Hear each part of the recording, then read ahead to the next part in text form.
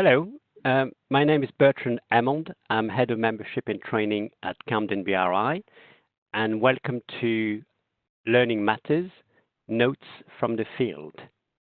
So during this presentation, I will share with you some of the challenges, hot topics, and trends that I've come across over the last few months related to training, learning, and professional development, hence the Notes from the Field. It's not a heavy technical presentation.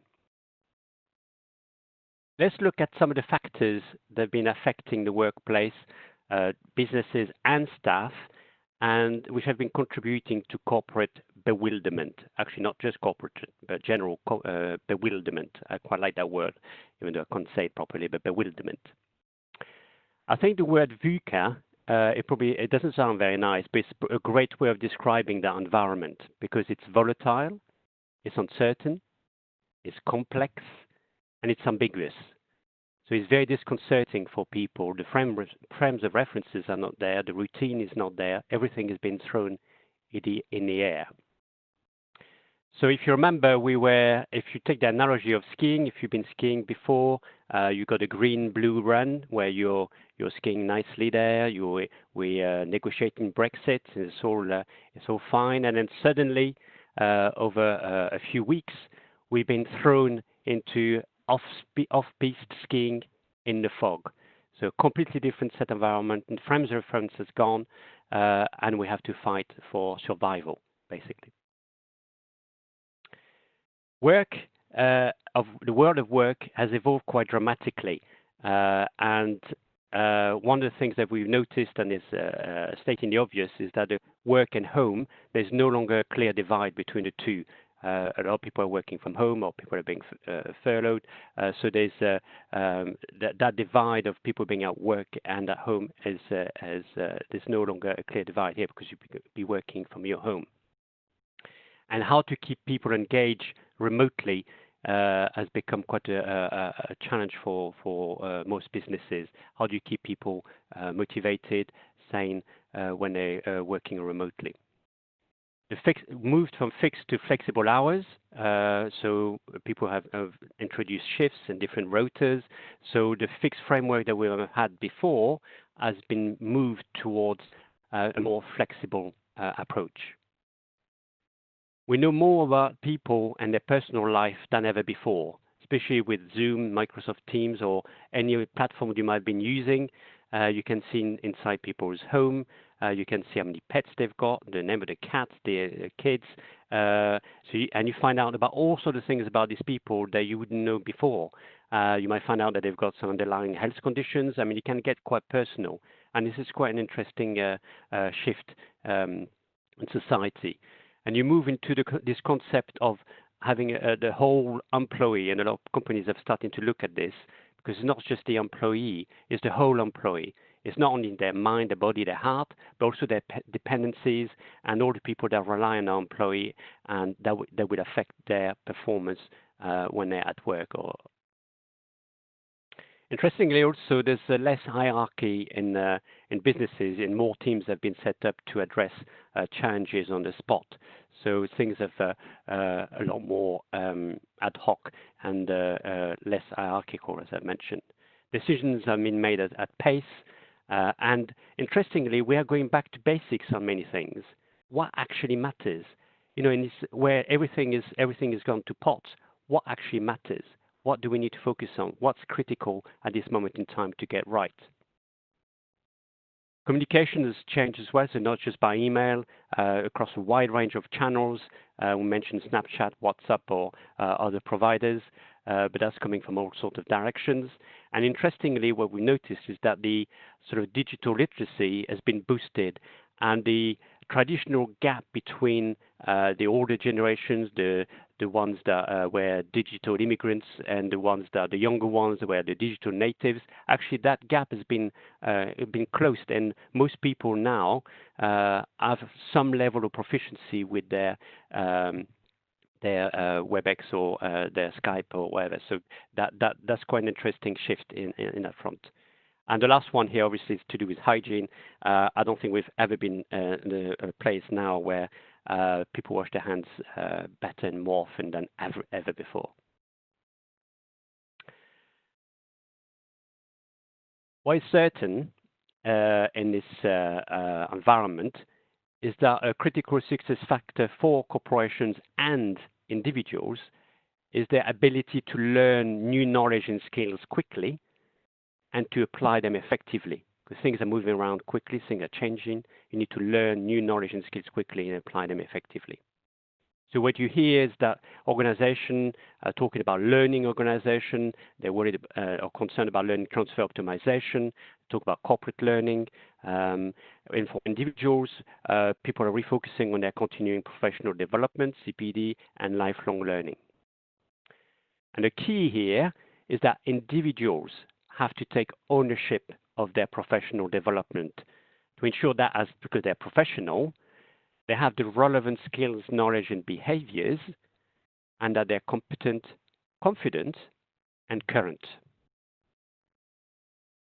You now need to be a T-shaped person. You might have come across these concepts. I think IBM was using it quite a lot at one point, with two kinds of abilities.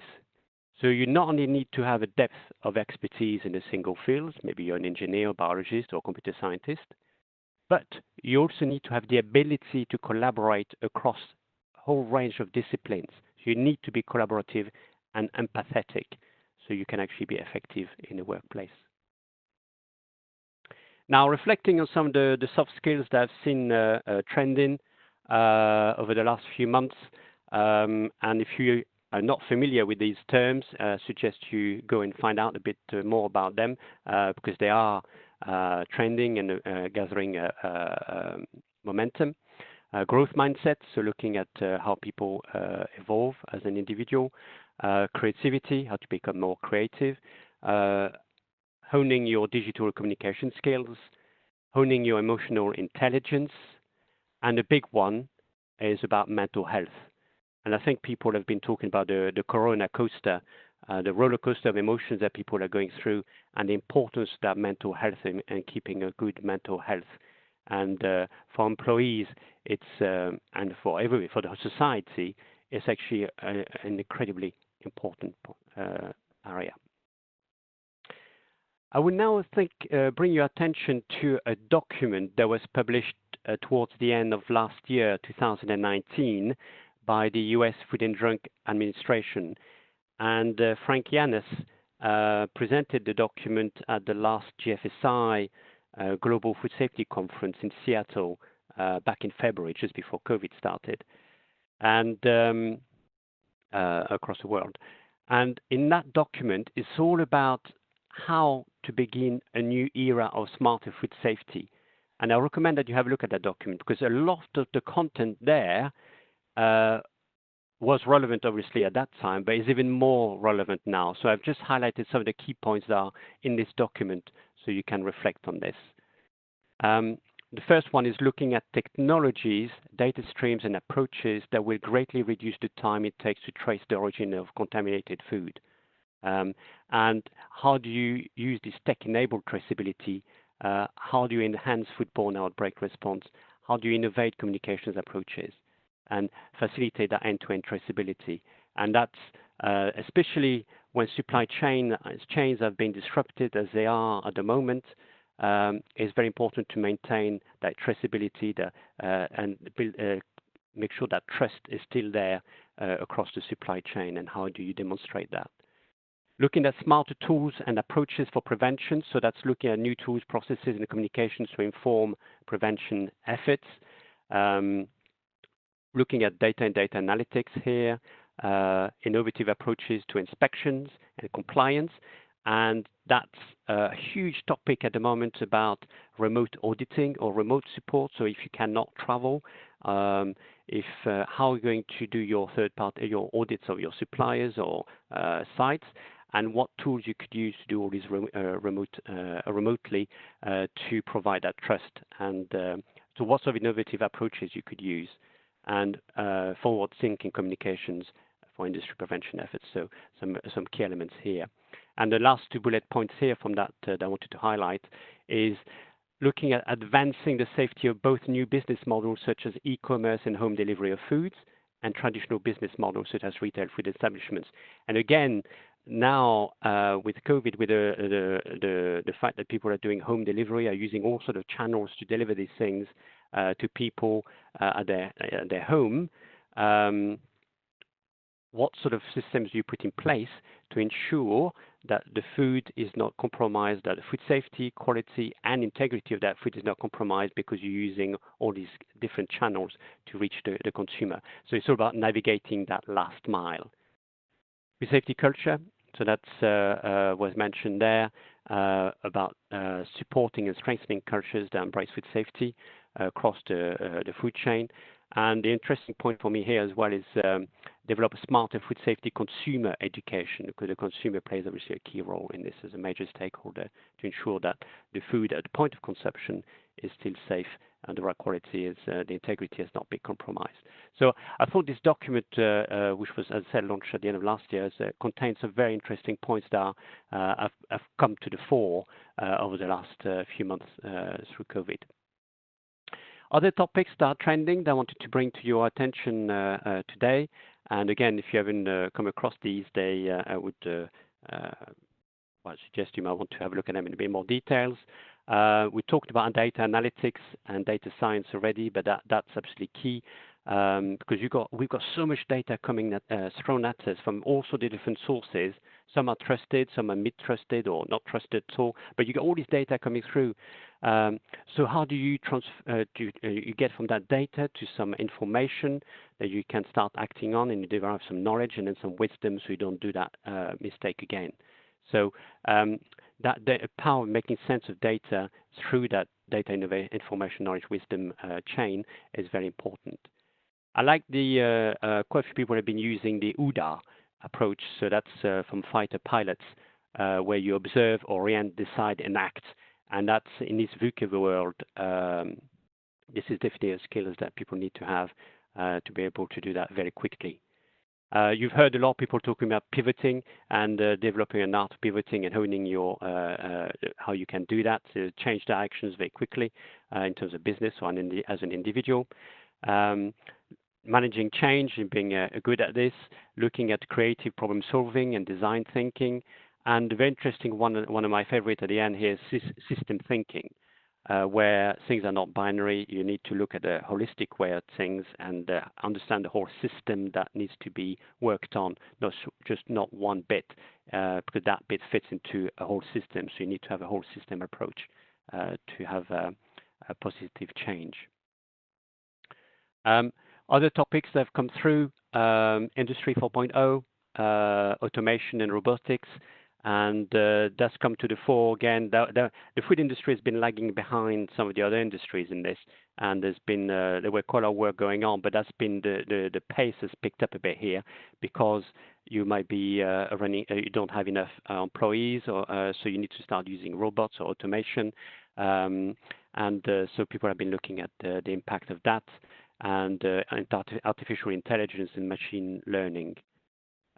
Coming back to that trust across the supply chain, you would have heard a lot of discussions related to shared distributed ledgers and blockchains, and that's definitely, as I said, as the supply chains are being disrupted, it's very important to maintain that trust.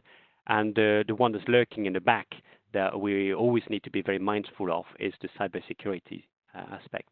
Because it's there, and criminals are definitely around, ready to pounce. And talking about criminals, that leads me to the other big trending topics. It's to do with fraud.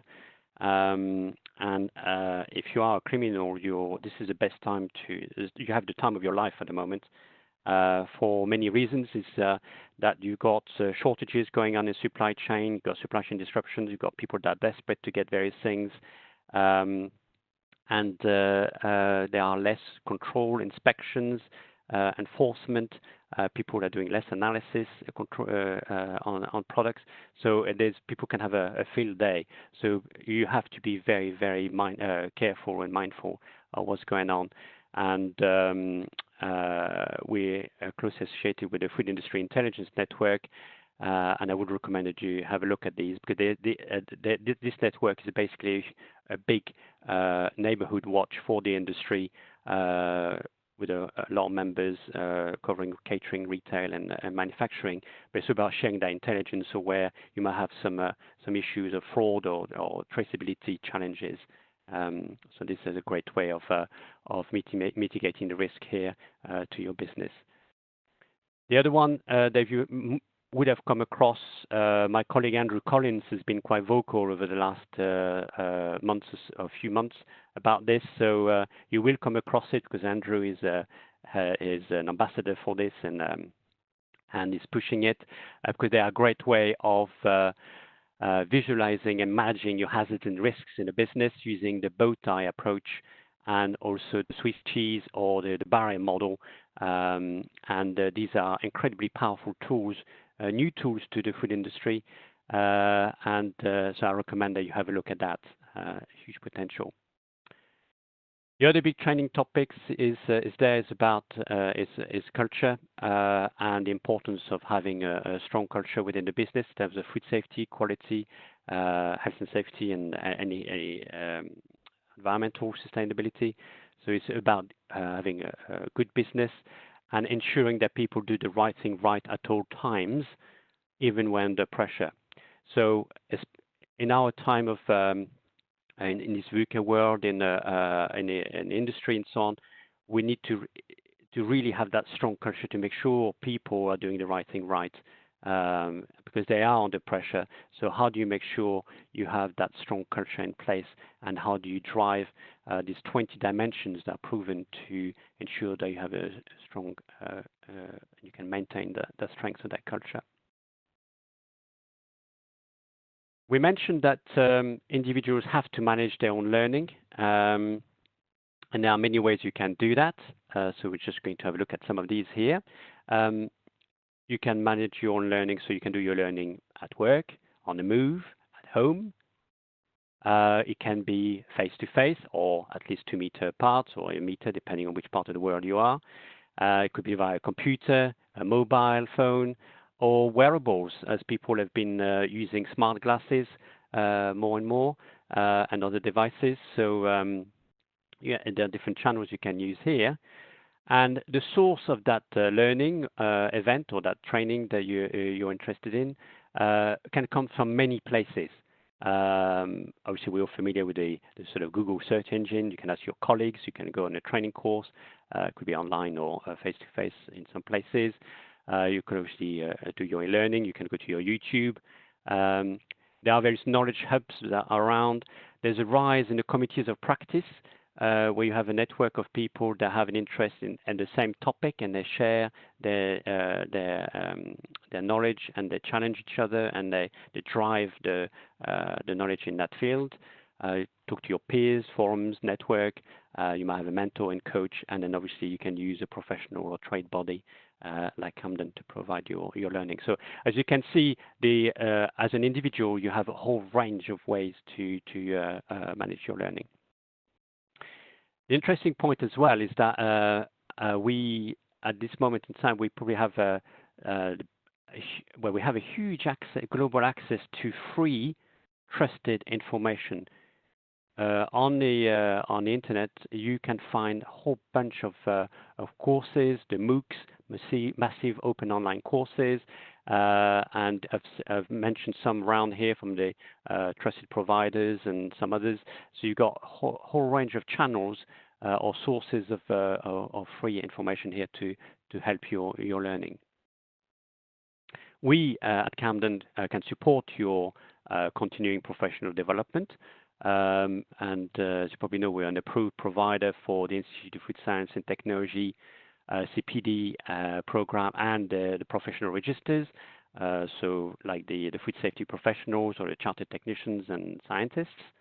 And also via your Camden BRI membership, you have access to a very wide range of learning and development materials and resources, and a lot of them are free on our website. So you can have a whole bunch of blogs, white papers, and so on, so you can have a look at to help with your CPD and your learning. I will finishing off on this little story here. I was talking to one of our Japanese members recently, and she said, Bertrand, you know, people need to find their ikigai. Oh, this is a great reminder. Um, so, what is your reason for being? What is your raison d'être? Traditionally, this is a combination of passion, mission, vocation, and profession. So, in other words, it's a combination of what you love, what the world needs, what you can be paid for, and what you are good at. So what's yours? I will leave you here. See if you have any questions about the content of this presentation, please get in touch with me and stay safe.